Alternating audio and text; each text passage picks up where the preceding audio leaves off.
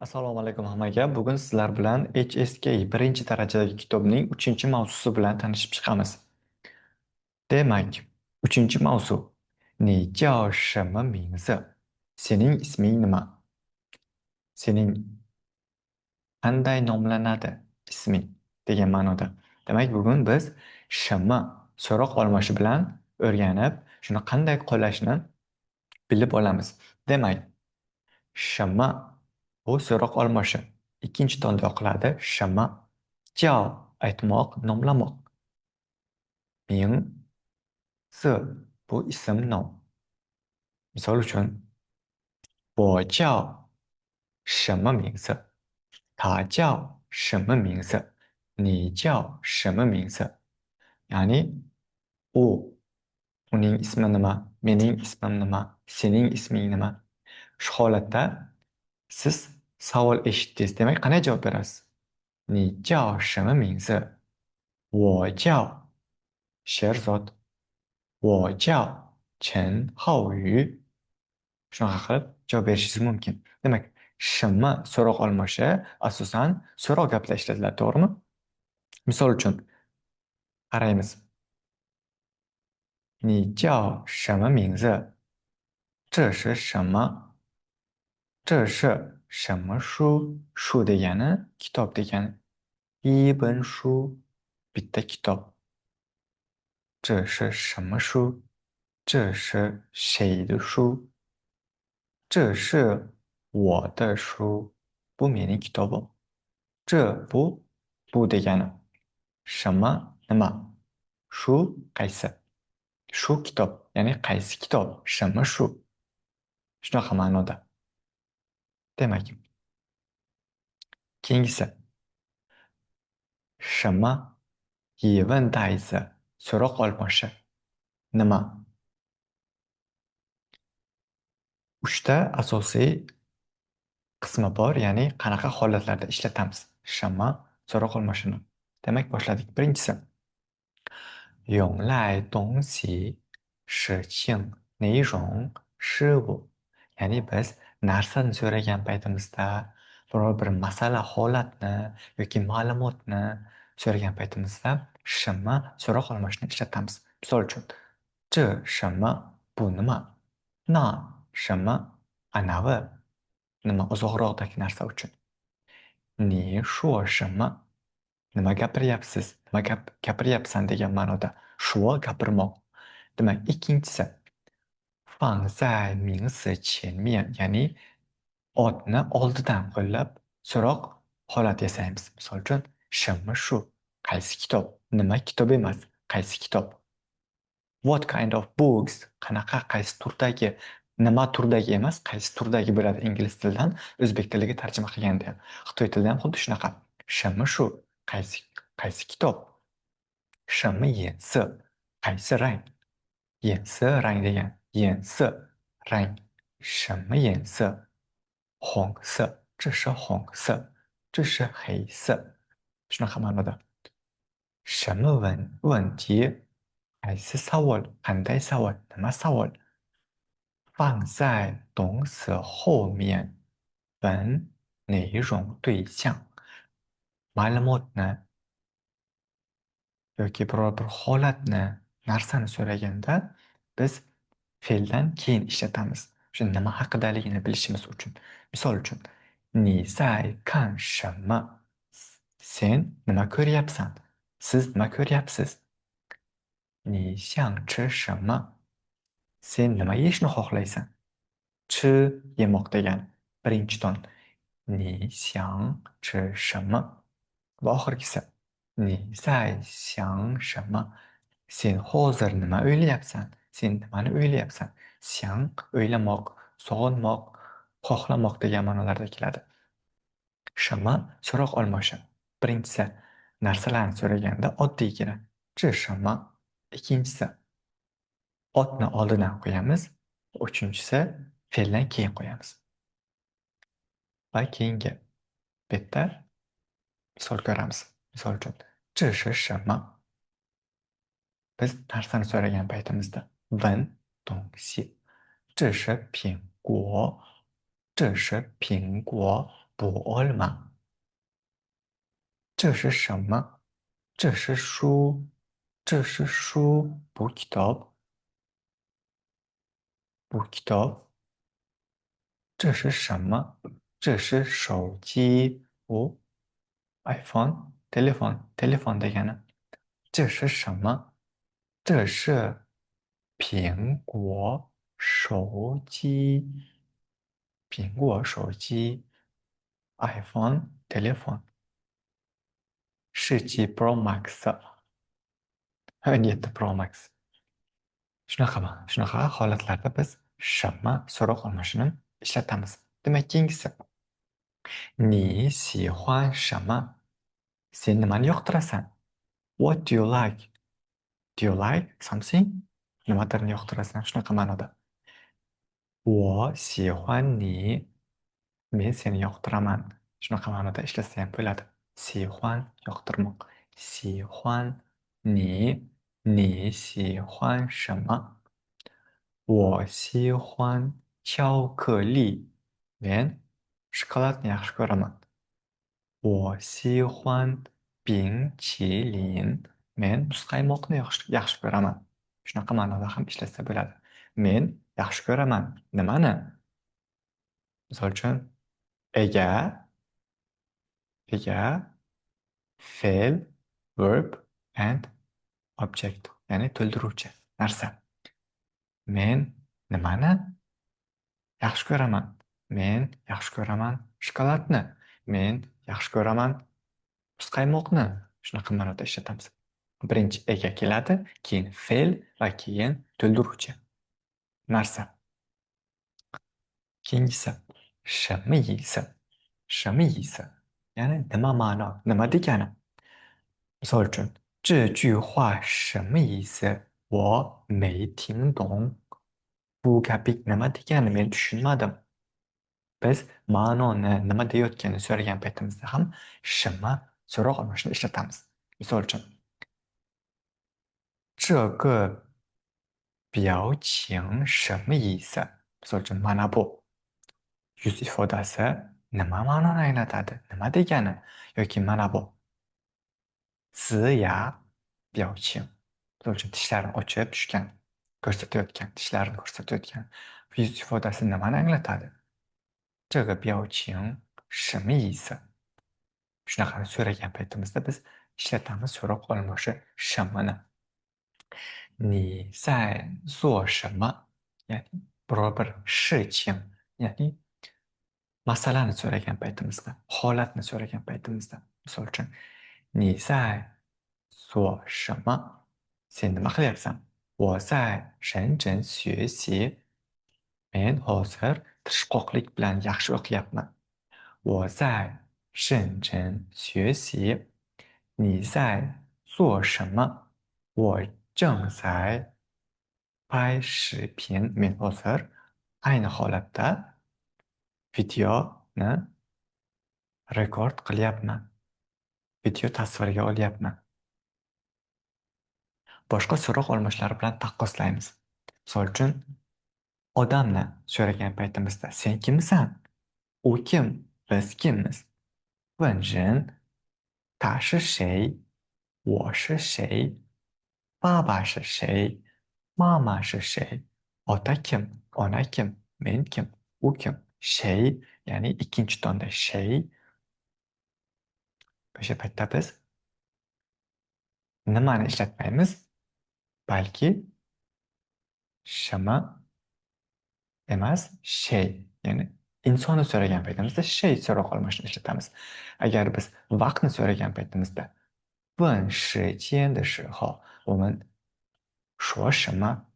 我们什么时候 deb ishlatamiz. Misol uchun, 什么时候? Mana shu 什么 qaysi vaqt yoki 几天 qachon, soat nechida, shunaqa ma'noda. Yoki uchinchisi, joyni so'ragan paytimizda 问地方的时候, ya'ni 哪里, qayerda, qayerga. Misol uchun, 喂，你好，你在哪里？我在等你好久了，你来不来？Misol uchun, sen qayerdasan?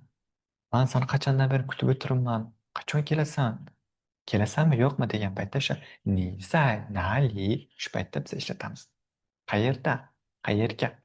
yoki 笨十五东西事情的时候，什么东西，什么事情shu paytda ishlatamiz. Qaysi narsa, qaysi holat, qaysi qaysi buyum.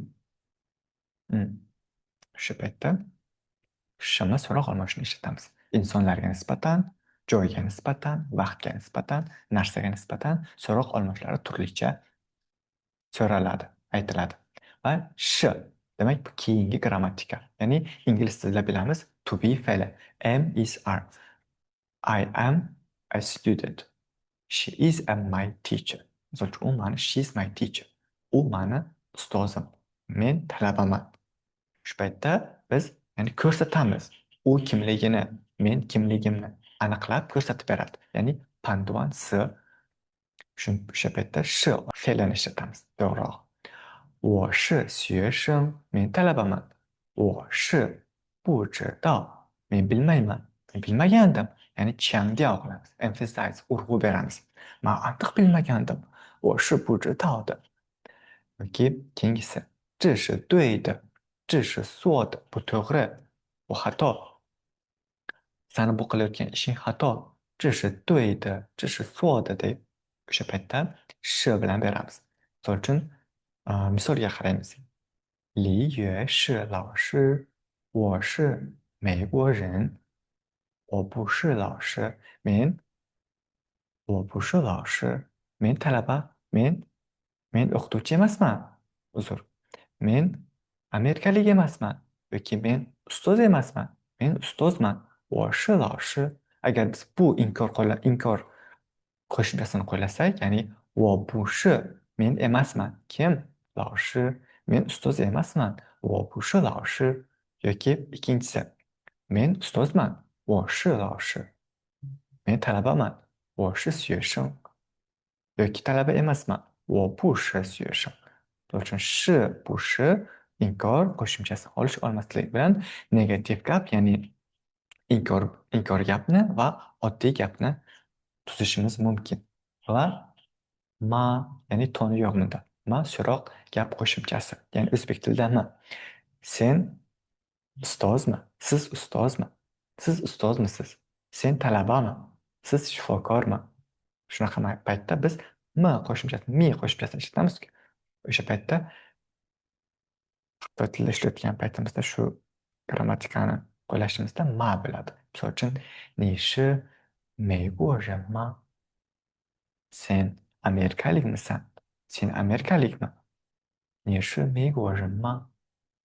你是中国人吗? Sen xitoylikmisan? 你是老师吗? Sen o'qituvchimisan? Siz o'qituvchimi? Shunaqa paytda sh, ha, ya'ni so'roq qo'shimchasi. So'roq gap qo'shimchasini ishlatamiz. Demak, keyingisi gaplarga qaraymiz. 我叫什么？你叫什么？我叫陈浩宇。我叫 Sherzod. Ya'ni 我叫dan keyin biz o'zimiz ismimizni qo'yamiz. Ni de mingzi, wo de mingzi, ta de mingzi. Ikkinchisi, 你是中国人吗? Ya'ni savol berdi. Chet ellik. 你是中国人吗？你说的这么好。是，我是中国人。是的，我是。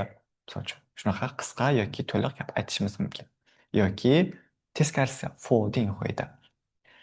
不是，我不是中国人，我是乌兹别克斯坦人.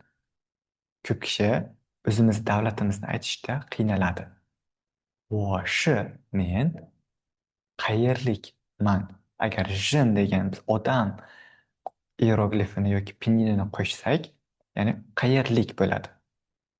I am Uzbek. He is Chinese. She is Japanese. He is British. Misol uchun. She is German. Qarang, ingliz tili o'zgarib ketadi, lekin xitoy tilida unaqa emas. Misol uchun, 我是乌兹别克斯坦人. Qarang, e'tibor bering, O'zbekiston qanaqa o'qiladi. Men O'zbekistonlikman. 我是乌兹别克斯坦人。Men O'zbekistonlikman. 我不是乌兹别克斯坦人，我是中国人. Men Xitoylikman. Agar biror xitoylik o'zbek tilini o'rgansa va o'zbek tilida judayam ravon gapirsa, 你是乌兹别克斯坦人吗？不是，不是，我是中国人，中国人。shunaqa deb aytsa bo'ladi. Keyingisi uchinchi savol. 你是美国人吗？不是，我是中国人。不是，我不是美国人。Men amerikalik emasman. Shunaqa paytda ishlatsak bo'ladi. 是不是 grammatikasini. Demak, to'rtinchisi. 你是老师吗？是，我是老师。Siz o'qituvchimisiz? Ha, men o'qituvchiman. 是，我是老师。是的，我是。yoki teskarisi. 不是，我不是老师。Va oxirgi savol. 你是学生吗？是的，我是学生。yoki teskarisi agar siz ishchi bo'lsangiz yoki o'qituvchi bo'lsangiz, shifokor bo'lsangiz. 不是，我是老师，我不是学生. Shu paytda o'zimizdan kelib chiqib, qaysi kasb egasimiz, qanaqa statusdamiz javob bersak bo'ladi. 是吗？不是. Ya'ni ma bu m o'zbek tilidagi qo'shimcha. So'roq gap qo'shimchasi. Gapni oxirida qo'llaniladi. Demak, keyingisi. Biz hozir j, h va x tovushlarini qanday talaffuz qilish kerakligini bilamiz. O'zbek tilida misol uchun j, q, x, misol uchun xo'roz, q, quyon, j, jo'ja. Lekin xitoy tilida shu to'g'ridan-to'g'ri talaffuz qilinmaydi. Yoki ingliz tilida j, k, x, y, z misol uchun o'zgaradi, to'g'rimi? Xuddi xitoy tilida ham shunaqa o'zining asosiy qoidalari, grammatikalari bor.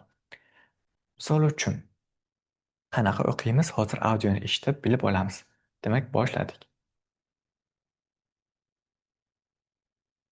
听录音并跟读，注意声母发音的区别。Listen to the recording and read after it. Pay attention to the differences between the initials.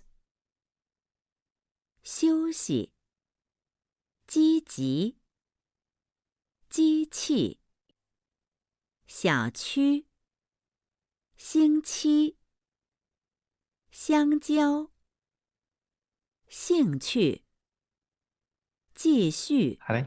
Ji tegdi. Chi tegmadi. Si, ji, chi, si, sho'si. Qarang, umuman tanglayimiz bilan tilimiz orasida anchagina masofa bor va havo o'tadi. Ji, chi. Misol uchun, ji, chi. Ikki xil. Mana shu narsaga e'tibor beramiz. Qanaqa o'qilishiga. Keyingi bitta. Demak, z, s va s tovushlarini qanday talaffuz qilish? Z, s, s. Misol uchun, z, z. Mana bu bo'shliqdan, tomog'imiz bo'shlig'idan to'g'ri havo chiqadi. Z. Lekin og'zimiz, tishimiz bir-birimizga tegmaydi. Z. Lekin ikkinchisi s aytayotgan paytimizda ichimizdan chiqayotgan havo tishimizga tegadi va jaranglab, portlab chiqadi tashqariga. Qarang, uchta. S, s, s, 省次、三次、早长. Misol uchun, s tishimizga tegyapti havomiz va o'shandan keyin jaranglab chiqayotganini biz bilishimiz mumkin. Va s, s'da umuman ichimizdan bemalol havo chiqadi. S, s'da ozgina tishlarimiz bir-biriga yaqinlashadi, lekin tegmaydi. Audioni eshitamiz va e'tibor beramiz qanaqa o'qilishiga va qaytaramiz.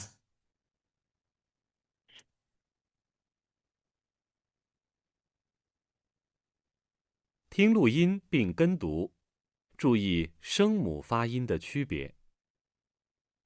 Listen to the recording and read after it. Pay attention to the differences between the initials. 洗澡，打扫，3次，自己，昨天，早上，操场，汉字。 Demak, mana shu qanaqa o'qilishini audiosini qayta-qayta eshitib, shu joyda to'xtab, iloji boricha yozib, uni oynaga qarab takrorlashimiz kerak. Judayam muhim. 扫场自己3次. Ko'p kishi aytolmaydi shu narsani. 省次 省次deydi. 省次. Xato. Bunaqa deyish xato. 3次 c bo'lishi kerak. 昨天 yoki 黑早bo'lmaydi-ku. Yoki boshqa 洗澡 洗澡 to'g'ri aytish kerak. 洗澡 yoki 洗澡 xato.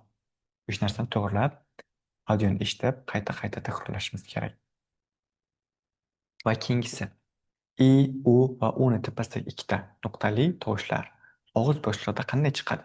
I, u, yu. Bilamiz biz agar alohida kelsa yu qo'yamiz deganmiz oldiga, to'g'rimi? U bo'ladi. I, u, yu. Qanaqa og'iz bo'shliqdan chiqayotganiga e'tibor berib, tangla va tish oralig'i, tilimiz uchalasiga e'tibor berib harakat qilishimiz kerak. Endi bu inkor qo'shimchasi va tonning o'zgarishlariga ahamiyat beramiz. Demak, bu birinchi, ikkinchi, uchinchi tonda o'zgarmaydi. Ya'ni bu bo'ladi. Misol uchun bu chi, bu xin, lekin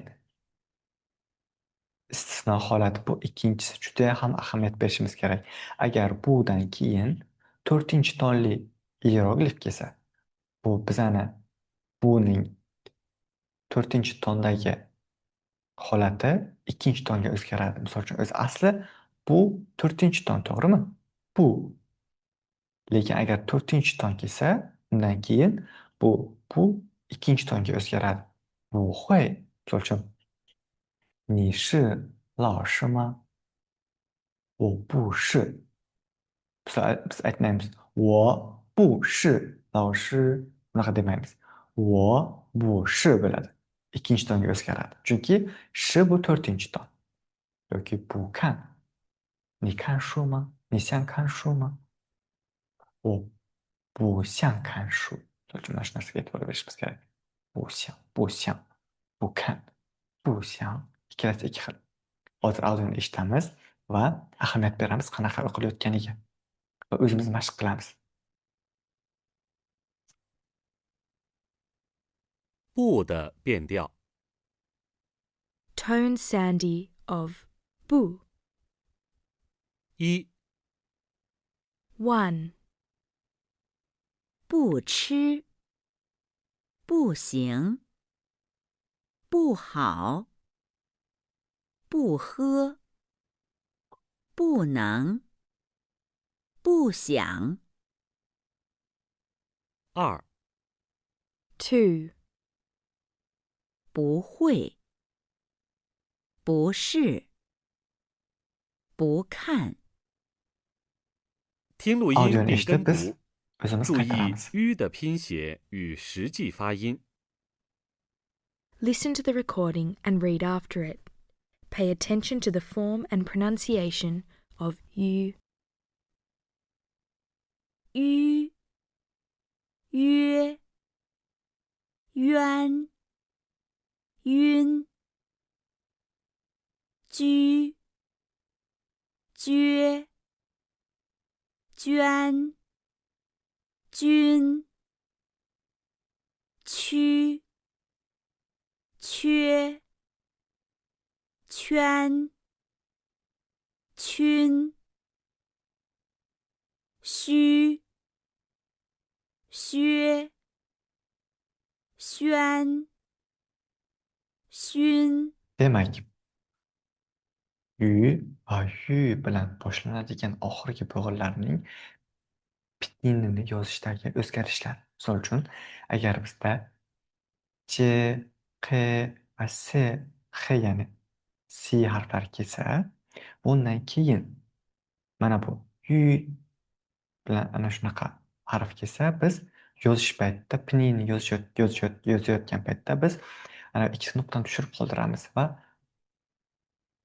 chu emasda chu o'qiymiz. Qu emasda yoki chu yoki su emasda su, su, suya, chuya, chuya. Ikkita nuqtasi tushib qolishiga qaramasdan biz buni ga qo'shib o'qiymiz. Lekin l bilan n shunaqa holat bor. Agar unga shu qo'shilsa, u ikkita nuqtachani o'zi bilan oladi. Lekin j, q, x harflari olmaydi. Tushirib yuboradi. Misol uchun ny, nysha, luysa, yashil rang, nysha, ayol kishi. O'sha paytda tepada nuqtachasi bo'ladi. Lekin mana bu j, q, x harflari bilan undan keyin keladigan mana bu bo'g'ini tovushi bu o'zidan tepadagi ikkita nuqtachani tushirib qoldiradi va shunaqa o'qiladi. Misol uchun mana yu, misol uchun bitta baliq. Mana bunda ham o'zi aslida bunaqa yozilgan. Lekin ye borku, o'sha paytda tushib qolgan bu ikkitasi. Yoki bu yerda ham qo'shiladi bitta ye. Istisno holat mana bu yerda. Oldingi mavzusida tushuntirganmiz buni. O'rganganmiz.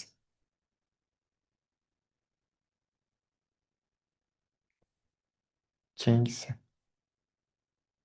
Qanaqa qilib hieroglif yozamiz? Shu, pie, na, tie. Va bu safar ozgina qiyinrog'i. Hang, zhe, gou. Misol uchun, agar biz eshik yozmoqchi bo'lsak, shu, tian, tian, hang, zhi, gou bo'ladi. Mana shu holatda yoziladi. Va ikkinchisi, wo, gou. Misol uchun, agar yurak kaliti yozmoqchi bo'lsak, tian, wo, gou, tian, tian. Yurak kaliti. Shunaqa holatda yoziladi. Va keyingisi qanaqa tartibda yozilishi. Misol uchun birinchi tepasi yoziladimi, birinchi pasti yoziladimi yoki tepadan pastga, pastdan tepagami qanaqa uslubda yoziladi? O'sha narsani o'rganamiz. Misol uchun birinchisi agar biz 10 degan sanoq raqamni yozmoqchi bo'lsak, birinchi ya'ni chapdan o'ngga yozamiz. Hang, keyin tepadan pastga. Shu. Tushunarli? Keyingisi, agar 8 ni yozmoqchi bo'lsak, birinchi mana. Keyin bu yoqqa yoziladi. Hech qachon siz bunaqa qilib yozishingiz kerak emas.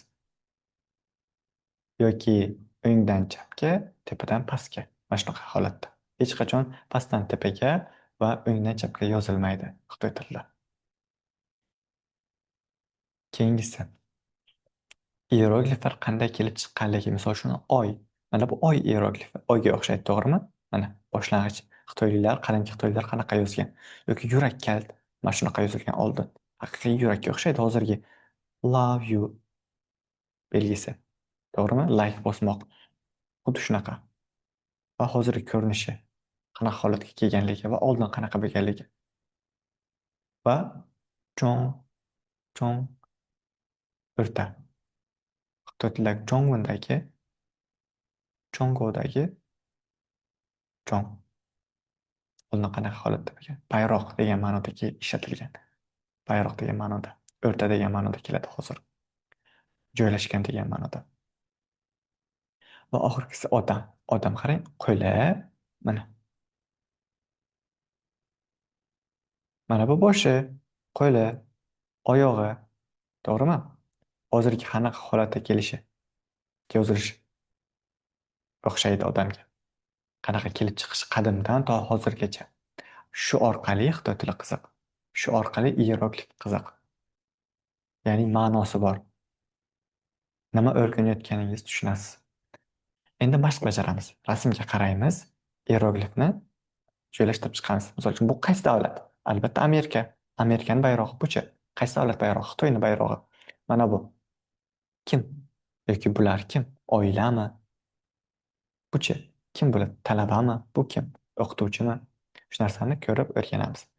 Misol uchun, Zhongguo demak Si bo'ladi, to'g'rimi? Xitoy degani Xitoy davlati Zhongguo. Bu Xitoy davlatini qo'yishimiz kerak. Yoki Meiguo. Bu Amerika degani. Chiroyli davlat. Bu albatta Ti bo'ladi. Keyingisi Zhongguoren Xitoylik. Xitoylik kim? Xitoyliklar. Mana bu xitoyliklar, xitoylik odamlar, to'g'rimi? F. Meiguorenchi albatta I bo'ladi. Turli millat. Mana har xil sochlari, tana rangi, ko'zlari va Laoshi o'qituvchi kim? Albatta A. Laoshi, Zhong Laoshi, B. Talaba, qo'lida kitob, daftar, B bo'ladi. Shunaqa holat va iyeroglif yangi lug'atlarni yodlab, o'zimiz harakat qilamiz gap tuzishga. Endi audioni eshitamiz va harakat qilamiz qaytarishga. 第三课，你叫什么名字？ Lesson 3. What's your name? 课文一， Text 1. 你叫什么名字？ 我叫李月， New words. 叫什么名字？我 Proper noun. 李月， Demak, 在学校 demak maktabda. Maktabda siz shunaqa savol berildi. Isming nima? Ha, ismim shu. Ismim Sherzod. 你叫什么名字？我叫 Sherzod. 叫 ya'ni atamoq, nomlamoq. 什么 nima degan, to'g'rimi? 名字 ism. 我 bu men degan. Li Yue bu atoqli ot, ya'ni Xitoyliklarning ismi. Keyingisi 在教室 demak sinfxonada. Demak sinfxonada qanaqa savol berish mumkin? Shu narsani audio orqali eshitamiz va mashq qilamiz. 课文二， Text 2. 你是老师吗？我不是老师，我是学生。 New words. 是老师吗？学生 Demak, mana shu audioni o'qigandan keyin biz yangi so'zlarni o'rganamiz. Be, to be fe'li. Misol uchun, shi, laoshi, o'qituvchi degan, to'g'rimi? Ma bu ma o'zbek tilida so'roq gap qo'shimchasi. Suyashim, talaba. Keyingisi 在学校 yana maktabda. Demak, maktabda talabalar orasida yoki kursdoshlar, sinfdoshlar orasida qanaqa savol berish mumkin? Shu narsani ko'ramiz. 课文三， Text 3. 你是中国人吗？我不是中国人，我是美国人。 New word. 人 Proper nouns. 中国、 Demak, 美国 audioni eshitish orqali biz o'rgandik jin bu odam, to'g'rimi? Agar biz davlatdan keyin jinni qo'ysak, millat bo'ladi. Misol uchun, Meyguo, Amerika. Agar jin qo'shmasini qo'ysak, biz amerikalik, Amerika odami, amerikalik millat shunaqa ma'noda keladi. Meyguo jin. Kim? Ismi nima? Qaysi millat? Kasbi bu 自我介绍, ya'ni o'zimizni tanishtirish. Bu uyga vazifa, o'zimiz o'rganib, buni mashq qilamiz. Misol uchun, 我是谁？你是谁？哪国人？你是做什么工作的？Misol uchun, men kimman? Sen kimsan? Qayerliksan? Qayerlikman? Nima ish qilaman? Talabamanmi? O'qituvchimanmi? Misol uchun, men 你是谁？哪国人？我是 Sherzod. 乌兹别克斯坦人我是学生。你是做什么工作？我是学生，我不工作。Men ishlamayman. Men talabaman. E'tiboringiz uchun rahmat. 谢谢大家的观看。下次见。